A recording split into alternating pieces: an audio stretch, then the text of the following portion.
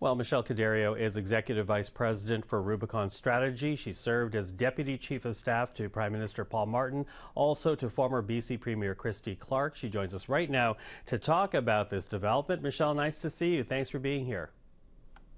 Happy to be here. So, Minister Freeland, she is now stepping down from cabinet, taking on this new role. But, reportedly still a member of Parliament for the riding of University Rosedale in Toronto. How is this going to work out? Or is this just part of the transition, do you think? Well, it's not unusual that different members of Parliament take on different positions and have different responsibilities. So, I think it's yet to be determined what exactly is entailed with this job. But certainly, whether you're a parliamentary secretary or you have a special interest in a certain file, I think that the Prime Minister just wants her to be more hands-on on this one. I think that she's been clear that she's not running again. So that certainly signals something. But she's also, an incredibly knowledgeable person about Ukraine. And probably someone who, with a lot of focused effort, given the amount of resources and support that Canada has already provided, but is yet to provide as well with that most recent announcement. I think that she's in there to kind of hope to facilitate that and do what she can with respect to the very unique circumstances that we're under. Now, of course, it has been rumored for weeks that Prime Minister Carney was looking to shift his cabinet to bring in other players. And, to the point you just made, Chrystia Freeland does have influence with the party, and presumably she would only leave cabinet for a role that she found appropriate. Talk to us a bit more about how this role in particular, reconstruction of Ukraine, lines up for her personally and professionally.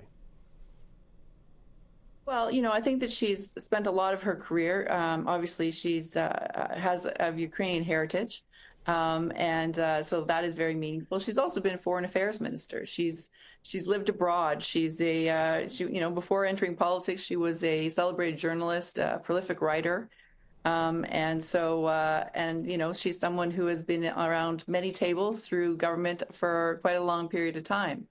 I don't think anyone could suggest that Ukraine is not a challenge.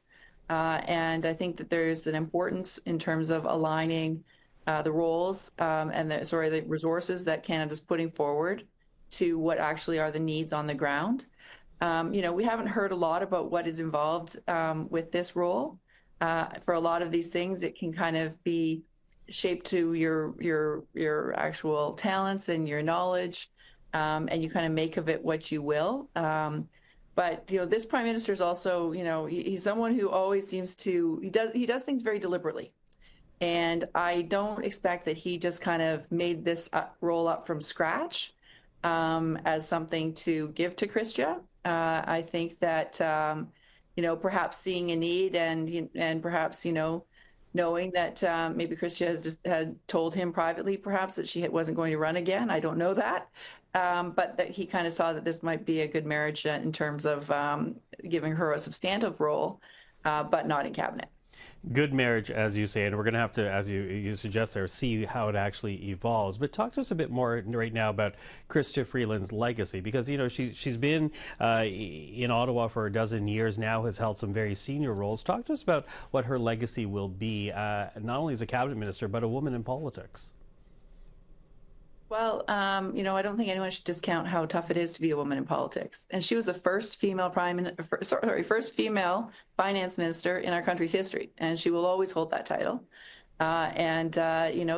She finally broke that glass ceiling, and there's yet to be someone to actually get to that level as she has. And I think that throughout the time that she was there was a lot of change in Canada. Certainly, there was some really interesting kind of times and some kind of unique times as well.